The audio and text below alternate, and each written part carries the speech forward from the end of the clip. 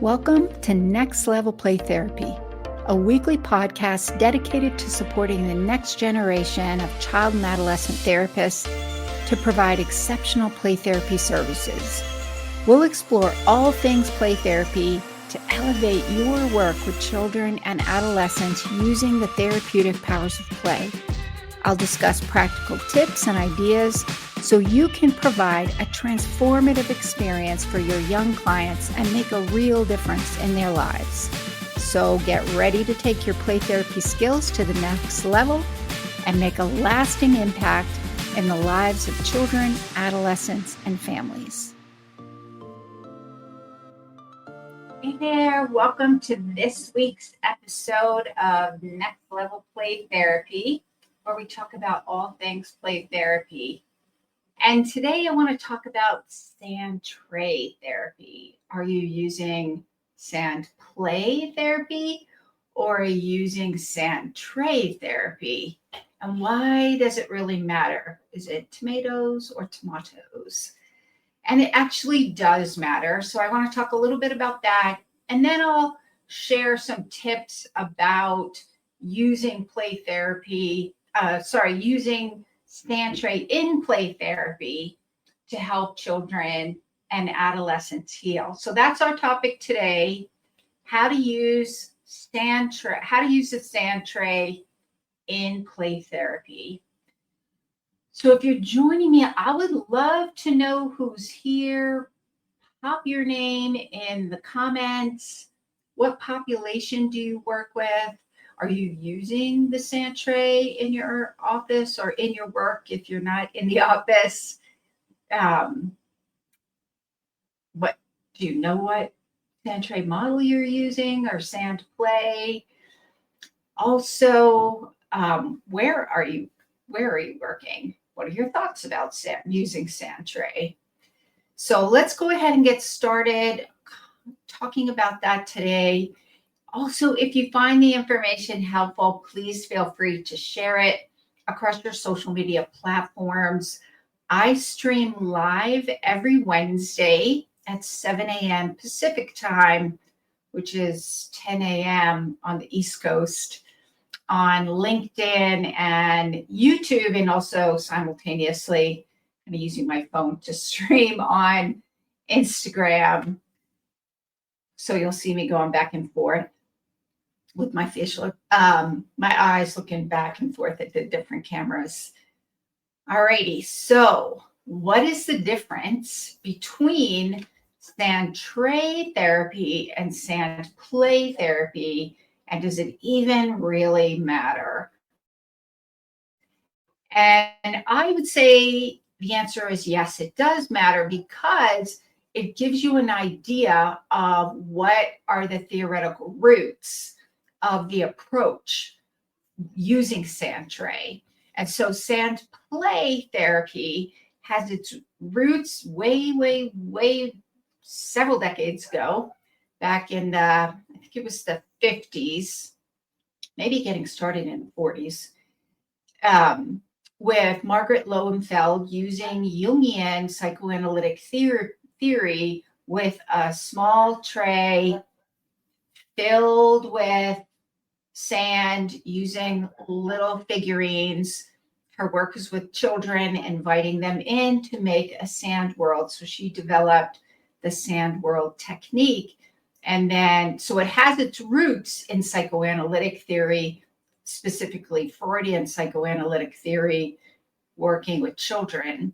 And then at some point, Dora Kalff went to study with Margaret Lowenfeld, and Dora Kalff is the one who is actually took that sand world technique and applied it using a Jungian psychoanalytic lens. And so we actually kind of consider Dora Kalff to be the mother of Sandplay, kind of like we consider Virginia Axline to be the mother of child-centered play therapy. That's how I look at it. And so Sandplay therapy has its roots in a specific model and way of being with clients using the Sandplay sand, and symbols. And their work also includes adults, adolescents, and children. And so its roots are really in that Jungian psychological, psychoanalytical lens. And I think over the years, like most entities, as we've learned more from research, they've integrated in more of what we know from neurobiology and attachment theory, like interpersonal neurobiology. And so they've integrated a lot of that in there from what I've observed over the last couple decades. So Sandplay therapy, which is different than Sandplay, because when you're a Sandplay therapist, you go through and get specific certification. It's a lot like saying you're an art therapist because you pull out art supplies, or that as a play therapist, you're doing art therapy in the playroom when you're pulling out and allowing children to use art. And that's not actually correct, because art therapists spend a lot of time studying specific types of theoretical models and applying those theoretical models with art. And so I would say, as a play therapist who is not a trained art therapist, who did my play therapy supervision with a certified art therapist, I would say I use art in play therapy. So I use art to access the therapeutic powers of play within a therapeutic play therapy model. And so I don't refer to myself as an art therapist. I don't refer to myself as a Sandplay therapist, even though I've done a lot of training with people who were trained in the Sandplay model. So kind of some of my roots come there as well, but I didn't go through all of those certification processes, which are going to teach me a specific way of doing it. Kind of like as a play therapist, I have gone through the certification process for that, and I do maintain my certification as a play therapist. So it's kind of like saying you're a play therapist when you're actually using play therapeutically. Maybe you're using play in your process, but you haven't specifically been trained in any play therapy models. It's kind of that way. That's how I think of it. And so in that way, it does matter how you say it. Are you using Sandplay in play therapy, or are you using Sandplay? And so Sandplay therapy is pretty much everything else. So if you're not a Sandplay trained therapist, then you're probably using Sandplay therapy, meaning you have a variety of different models in which you are using the Sandplay, the miniatures, and the sand in your play therapy sessions. For example, as a child-centered play therapist, I would have a sandbox, miniatures, and sand in my office. And when I'm using child-centered play therapy, I'm using that theoretical model with the Sandplay. So there's a specific way in which I show up in the session, how I'm tracking what's going on, how I'm holding that space using a child-centered play therapy model, versus when I'm using more of an integrative approach, using some of the concepts of Jungian psychoanalytic theory that I've learned with the Sandplay process, along with a lot of attachment and neuroscience that I've integrated in using my prescriptive approach to using the Sandplay as more of an integrative or prescriptive model. And then there's a different way in which sometimes I might lead. Sometimes I might provide a directive. If I'm using Sandplay therapy while providing a child-centered approach, then I'm not leading. So you can see how your play therapy model will make a huge difference in how you're using the sand, the sandbox, and the miniatures. And so the other thing that I think is important is really conceptualizing the purpose of the sand tray. So, and this is going to be heavily influenced by your theoretical model. What is the purpose of having that in there? So sand tray has its roots, as well as play therapy, has its roots in accessing the symbolic, or if I'm using a neuroscience and attachment lens or that interpersonal neurobiology lens, then I'll say that we're accessing implicit experiences. And then we're using that from a play therapy standpoint to access the therapeutic powers of play.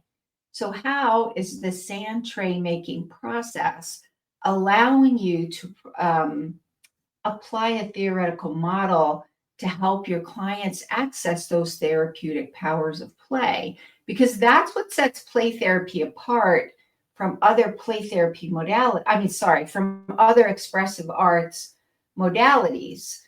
Accessing the therapeutic powers of play is what sets play therapy apart from other expressive modalities.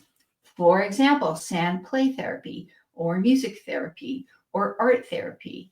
If we're using play therapy, then we are helping our clients to access those therapeutic powers of play through a theoretical model.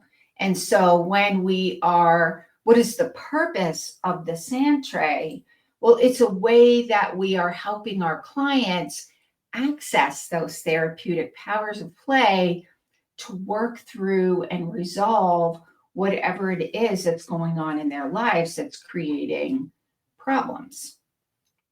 So when I'm using my neuroscience and attachment lens, then I'm conceptualizing the ability to use the sand tray to access those implicit experiences that might be creating distress and getting in the way of healthy integration, creating those strong integrated neural systems that allow for regulation and what we would say homeostasis, right, within my internal system, between that brain body, bilateral integration, all of those ways that we know are important for optimal functioning. And the only way we can access optimal functioning for emotion regulation or self-regulation is by staying within our window of tolerance. Well, maybe we're using the sand tray to access and process through some of those implicit experiences stored away that are interfering with optimal functioning because that integration has not fully developed. I call it big pockets of bookiness stored away in my neural system, right? We integrate. This is where I love that idea of thinking about parts and memory, like those implicit memory experiences. And now we've got these parts that are kind of split off. And if you're using more of a internal family systems lens, theoretical lens, then you're looking at what are these parts?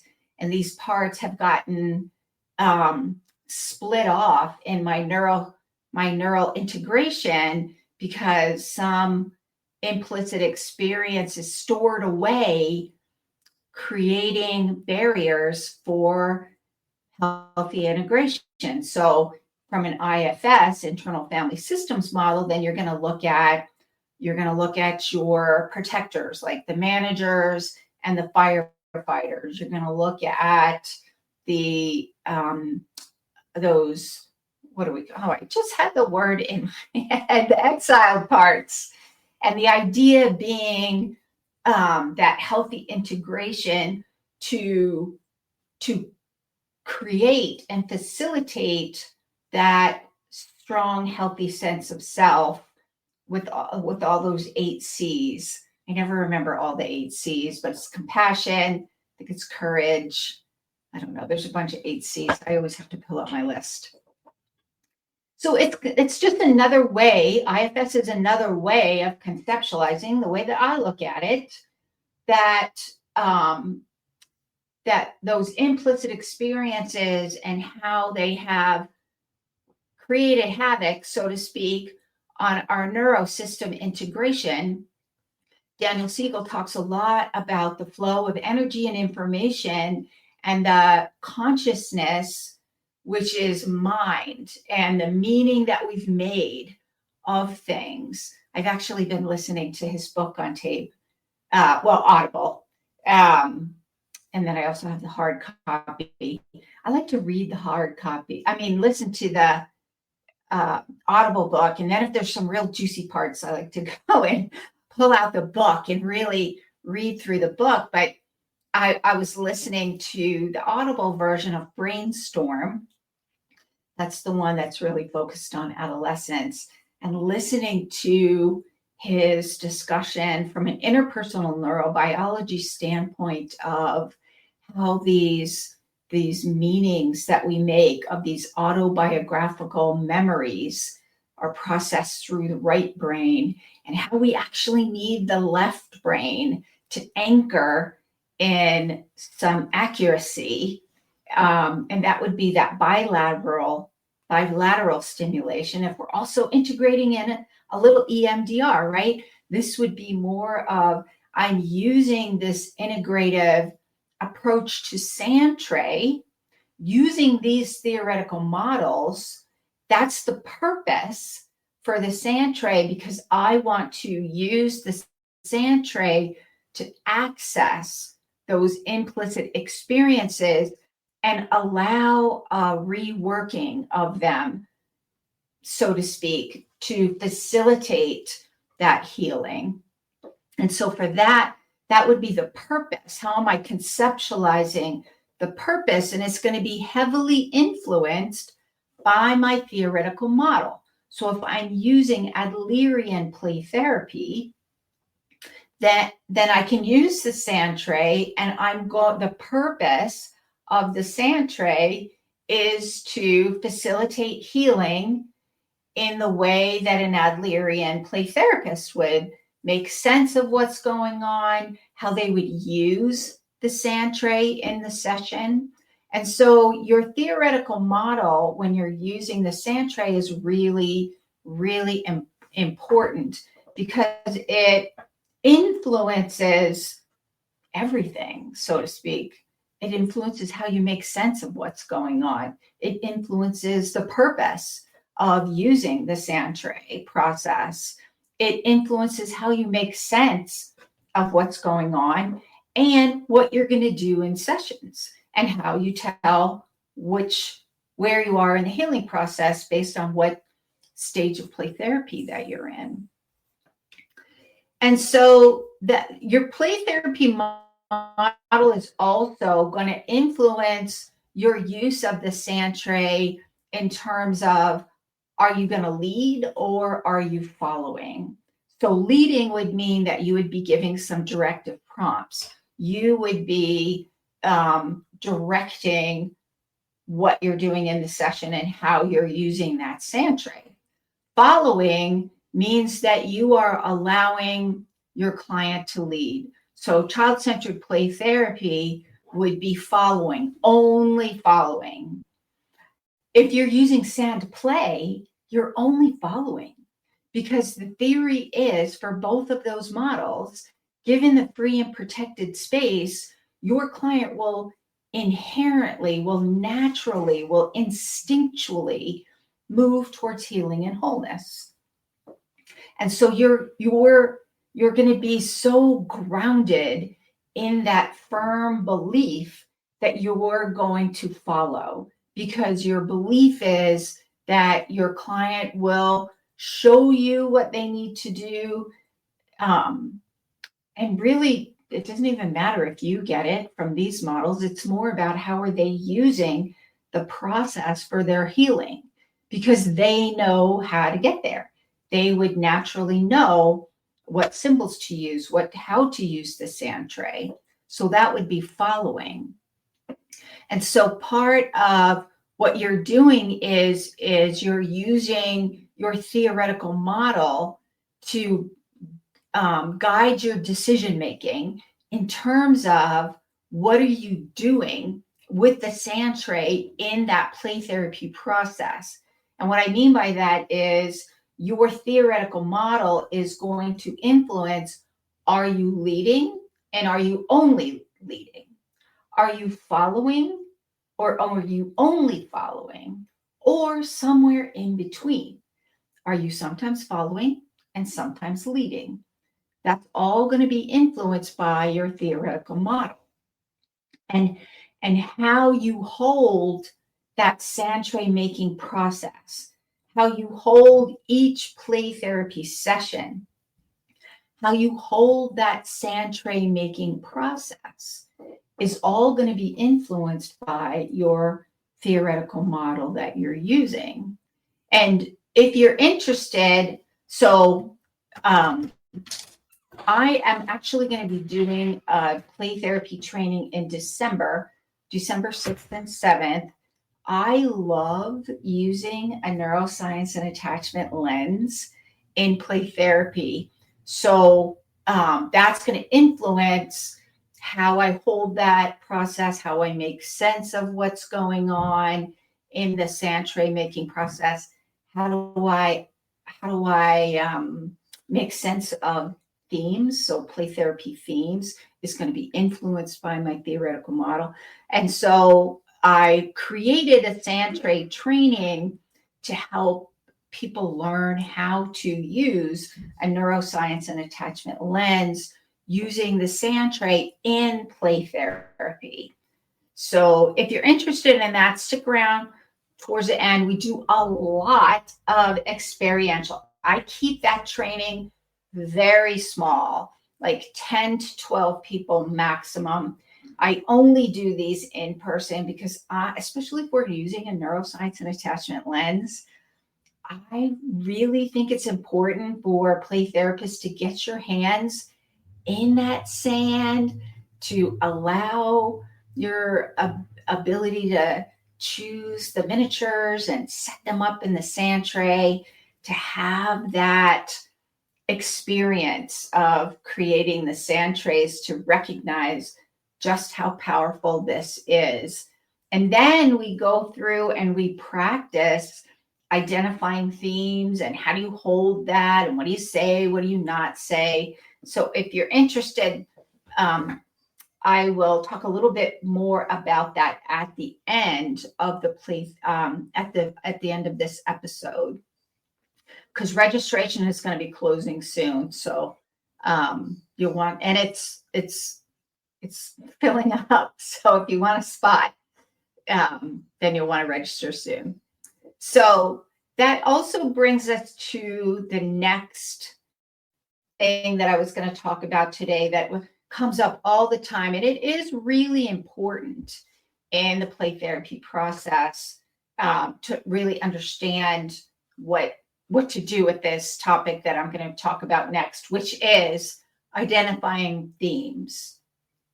How do you identify themes in play therapy sessions? How do you identify the play therapy themes in the sand tray? And what do you do with that information? So play therapy themes is another way of, it's another way of saying like the psychological energy. Psychologically, what is it that is showing up in your client's play therapy session that is influencing? I just realized I didn't have my microphone close enough. So I'm hoping the audio is pretty good. I'll move it closer now. Anyways, so the play therapy themes are really, how do you make sense of what is showing up in the playroom. And that's why identifying themes can be an important skill to learn as a play therapist. I wouldn't say get hung up on it, like so much so that you can't show up therapeutically if you're just trying to focus so much on the theme that you're not even therapeutically present and you miss all kinds of things. I think it's something that you learn, especially something you learn with one by going to trainings and finding out how to do that. Also, consultation, also reading books. There's some really good books out there that talk about different themes. Like we talk about themes in my Play Therapy Academy, which is my online consultation program. So if you're interested in that, I'll talk a little bit more. I do have some openings for Play Therapy Academy, but themes are the way in which clients are using the play therapy process, and the sand tray, and that it's like the psychological energy that shows up in their play. And we learn to identify themes to help us make sense of what clients are working through in the sand tray making process or play therapy in particular. Here's the reality of it, though. The client doesn't need you necessarily. I think you could make the case pro or con for what I'm about to say. Your client doesn't necessarily need you to know every little thing, because the theory is, given the free and protected space, they will naturally move towards healing and wholeness. And your play therapy model, most of them would integrate that. What would I call that? Would integrate that premise that we give that free and protected space in play therapy for clients to move towards healing and wholeness. So I say that don't get too hung up on the themes. They're important. I definitely think they're important. Just don't get hung up on them. From a sand tray making process, how you make sense of the themes is going to be influenced by your play therapy model. Again, that's an important thing, is how are you grounding the sand tray work and what is the theoretical model that you're using, because that's what is going to help you make sense of the themes and what to do with that information once you've figured it out. That being said, before I do that, I have to give you a warning. My dog Luna has just come into my office. If you've listened to any of my episodes previously, you'll know Luna. Once my husband goes off to work, then Luna shows up in my office, and she is now laying on the floor on the carpet, kind of rolling around and moaning. So if you hear any weird sounds in the background, it's my dog Luna. There's nothing weird going on, and you're not hearing things. That's my dog Luna. The thing about themes in play therapy is there are some themes that are pretty typical to most play therapy models. So themes of control, themes of what are some of the other themes?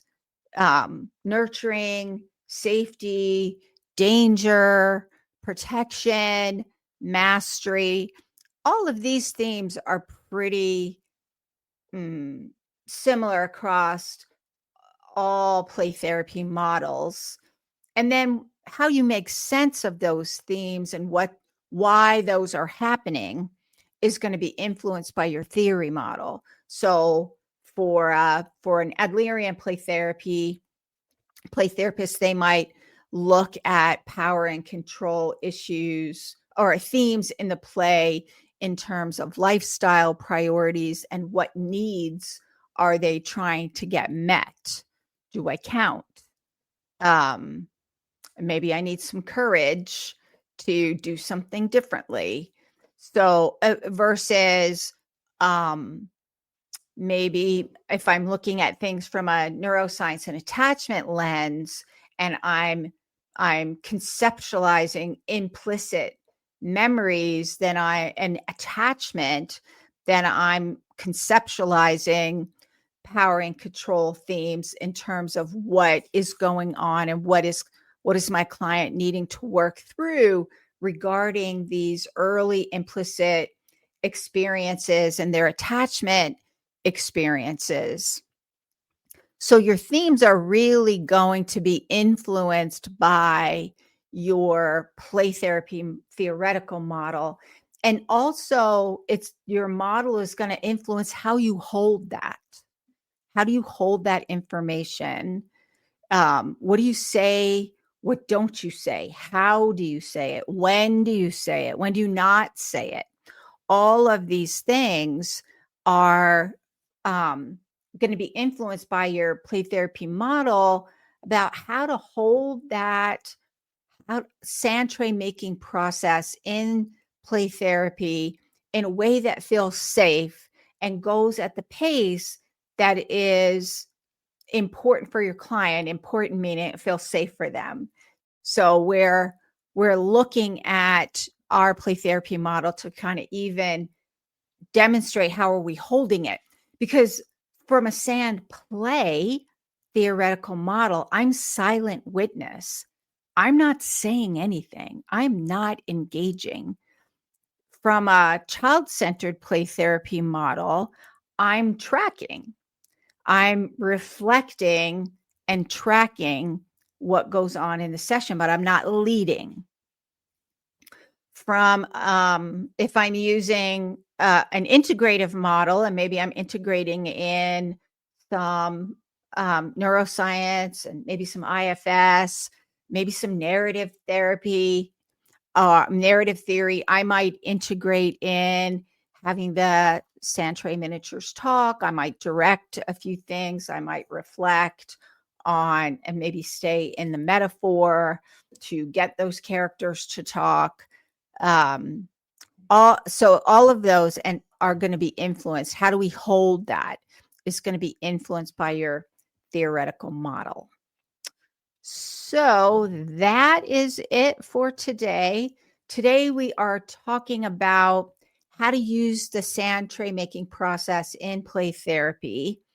And so just to do a quick recap, understanding the words that you use to describe what you're doing has its roots in explaining what your theoretical model is. So words really do matter in terms of, are you saying are you using Sandplay or are you using sand tray? And if you're using sand tray, what theoretical models are you using for that sand tray making process? Because that's also how we're conceptualizing the purpose for using that sand tray in the play therapy process. It's going to be influenced by my theoretical model and what we're working to accomplish in that play therapy session. And then that's also my play therapy model is also going to influence, do I follow? Do I lead? And then how am I making sense of these themes? How am I holding these themes? What am I doing with these themes? That's my clinical decision making. Like in child-centered play therapy, I'm not leading at all. Even when I'm reflecting, my reflecting is not leading. If I'm asking questions, I'm leading. So I'm not asking questions. But what I may do is, from a child-centered play therapy standpoint, I may be conceptualizing the purpose of the sand tray is to provide another way for children to access those therapeutic powers of play and use me to anchor that process for them for healing.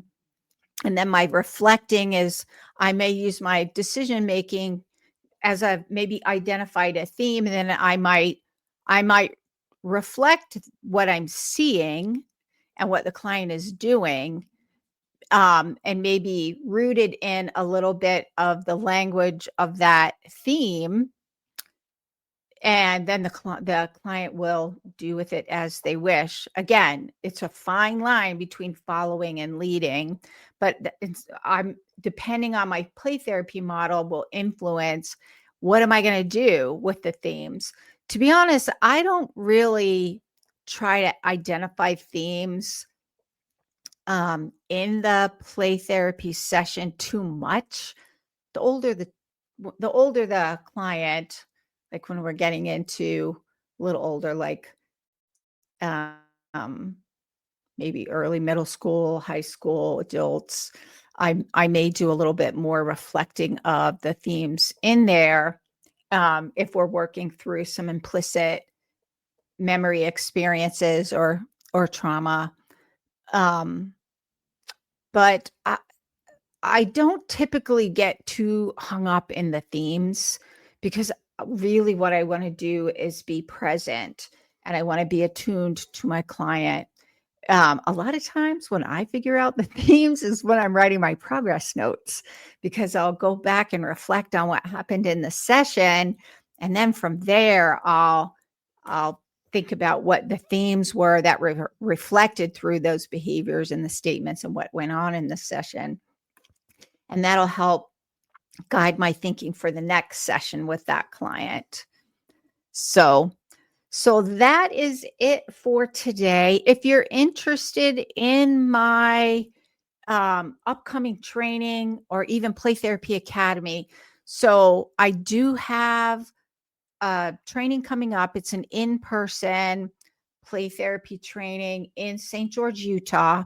Very small number of people, very limited. I really try to keep it kind of retreat-like, where we do a lot of experiential.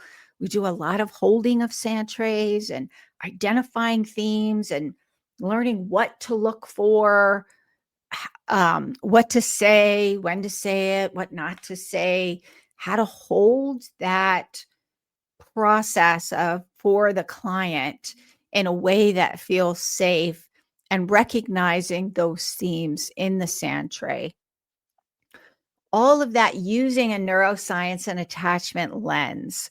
So my training coming up is called Using a Neuroscience and Attachment Lens with Sand Tray in Play Therapy. If you're interested in the training or even any other trainings I have coming up, pop over to my website at rhplaytherapytraining.com. That's rhplaytherapytraining.com. You're going to want to register soon for the using a neuroscience and attachment lens with sand tray and play therapy training, because that one's starting to get full. Also, if you're interested in consultation and you maybe you're pursuing your RPT credential, registered play therapy credential, or maybe you just really are not sure if you want to pursue your RPT credential, but you really want some strong hands-on support for learning how to use play therapy and a theoretical model. Play Therapy Academy is my online, I call it like my VIP consultation program. We meet twice a month. We do case presentations. There's a kind of like a roster of who's presenting when, dedicated time focused on your clients with not only my 35 years of experience, but you get all of the wisdom and the insights of the other members of the group. And for those of you who think you probably don't know anything, and so you'd be intimidated becoming part of Play Therapy Academy, I would say do not let that stop you, because I have heard pure gold coming out of people who are brand new to Play Therapy Academy, and had so much value to add. So don't let your imposter syndrome keep you from taking the next step for your play therapy skills. If you're interested in Play Therapy Academy, pop over to my website at rhplaytherapytraining.com. Hop over to the consultation page where you can see Play Therapy Academy. You can find out more information.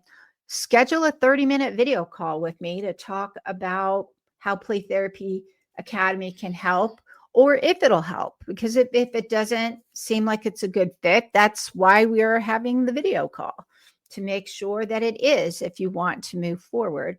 So schedule your video call if you are interested in Play Therapy Academy. And Luna and I should show a picture. I should post some pictures in Instagram and LinkedIn and in my Facebook group. I think my Facebook group, you've seen some pictures of Luna. Anyway, Luna and I will be back next week. So I will see you then. Thank you for joining me on this episode of Next Level Play Therapy. I hope you found the discussion valuable and gained new insights and ideas to support your work helping children, adolescents, and families heal. If you enjoyed this episode, be sure to subscribe to the podcast and leave a review. Your feedback helps to improve and reach more people who can benefit from this information. Remember, play therapy is a powerful tool for healing and growth. Whether you're a new play therapist or experienced, I encourage you to continue your learning journey to unlock the potential of play in your own work and relationships. If you have any questions or topic suggestions for future episodes, I'd love to hear from you. Connect with me on social media and visit my website at Renewing Hearts Play Therapy Training to stay updated on upcoming episodes, trainings, and resources. Thank you once again for listening to Next Level Play Therapy. Until next time, keep playing, learning, and growing.